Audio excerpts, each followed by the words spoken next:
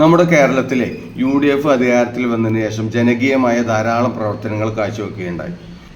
എന്നാൽ എനിക്ക് വളരെയധികം സന്തോഷമുണ്ടായതും കേരളത്തിലെ എല്ലാ വ്യവസായികളും ഇഷ്ടപ്പെടുന്നതുമായ ഒരു കാര്യം ഈ അടുത്തൊരു സംഭവം ഉണ്ടായി.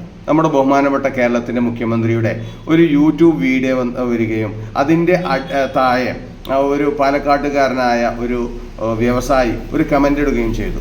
വിത്തിൻ 2 days അദ്ദേഹത്തിന് വളരെയധികം അത്ഭുതകരമായ സംഭവം ഉണ്ടായി.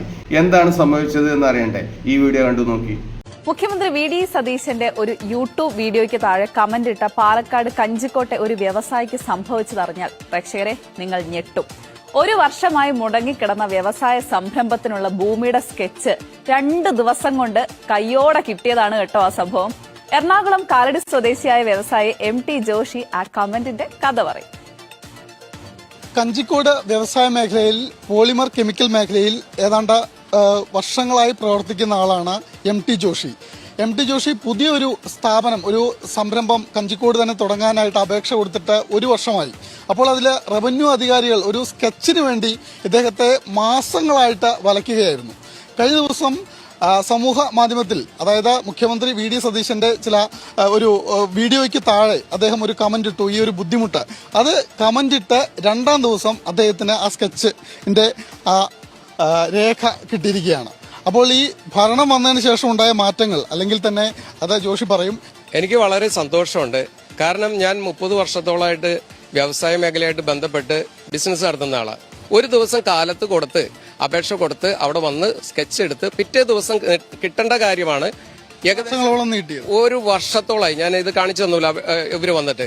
അപ്പോൾ അത് പഞ്ചായത്ത് ഇലക്ഷൻ പ്രഖ്യാപിച്ചു, പിന്നെ നിയമസഭാ ഇലക്ഷൻ പ്രഖ്യാപിച്ചു, പിന്നെ അത് കഴിഞ്ഞിട്ട് തരാൻ പറ്റുള്ളൂ. ഇങ്ങനെ നീട്ടി ഈ ഞായറാഴ്ച ഞാൻ രാവിലെ യൂട്യൂബ് എടുത്ത് നോക്കുമ്പോൾ നമ്മുടെ മുഖ്യമന്ത്രിയുടെ ഒരു ഇത് കണ്ടു. നല്ല അദ്ദേഹത്തിന്റെ ആ വ്യവസായത്തോടുള്ള കൺസെപ്റ്റ് യൂട്യൂബ് വീഡിയോ. അപ്പൊ അതിന്റെ താഴെ എനിക്കൊരു പ്രതീക്ഷ വന്നു. ഞാൻ വെറുതെ ഒരു കമന്റ് ഇട്ടു, ഇങ്ങനെയൊക്കെയാണ് സർ ഈ നാട്ടിൽ നടക്കുന്നത്, നിങ്ങൾ അതിനൊരു മാറ്റം കൊണ്ടുവരും എന്ന് പ്രതീക്ഷിക്കുന്നു എന്ന് പറഞ്ഞ് എന്റെ പേരും ഫോൺ നമ്പറും ഞാൻ അതിലിട്ടു. ഒരു അരമണിക്കൂറിനുള്ളിൽ എനിക്കൊരു വാട്സാപ്പ് കോൾ വന്നേ. ഞാൻ തിരുവനന്തപുരത്ത് നിന്നാണ്. ഇദ്ദേഹം മുഖ്യമന്ത്രിയുടെ PS ആണെന്ന് പറഞ്ഞിട്ടാണ് സംസാരിച്ചത്. ഞാൻ ആദ്യം വിചാരിച്ചത് കളിയാക്കി ആരോ വിളിക്കണേ ആയിരിക്കും നമ്പർ കൊടുത്തുകൊണ്ട്. പക്ഷെ പിന്നീട് എനിക്ക് മനസ്സിലായത് ഒറിജിനൽ കോൾ തന്നെയാണ്. അദ്ദേഹം പറഞ്ഞു, ഈ ഉദ്യോഗസ്ഥന്റെ നമ്പർ അറിയാമോ എന്ന് ചോദിച്ചു. ഞാൻ അദ്ദേഹത്തിന്റെ നമ്പർ കൊടുത്തു. ഫോൺ കട്ട് ചെയ്തു. ഒരു 15-20 മിനിറ്റ് കഴിഞ്ഞപ്പോൾ അദ്ദേഹം വീണ്ടും വിളിച്ചു. ഞാൻ അവിടെ വിളിച്ചിട്ടുണ്ടായിരുന്നു.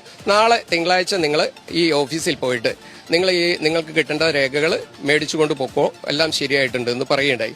എനിക്ക് വിശ്വസിക്കാൻ പറ്റില്ല. കാരണം എൻ്റെ ജീവിതത്തിൽ എനിക്കിപ്പോൾ 50 വയസ്സായി. ഈ 50 വയസ്സിന്റെ ഇടയ്ക്ക് എനിക്ക് ഇങ്ങനെ ഒരു അനുഭവം ഉണ്ടായിട്ടില്ല. എനിക്ക് നല്ല ഉറപ്പുണ്ട് കേരളത്തിൽ ഇനി വ്യവസായ സംരംഭകർക്ക് നല്ലൊരു അവസരമുണ്ട്. തീർച്ചയായിട്ടും വ്യവസായികൾക്ക് കേരളത്തിൽ ഇനി ധൈര്യമായിട്ട് സംരംഭം തുടങ്ങാം, ധൈര്യമായിട്ട് പോരെ എന്ന് പറയാനുള്ള ഒരു സാഹചര്യം എനിക്ക് തോന്നുന്നു. കഞ്ചിക്കോട്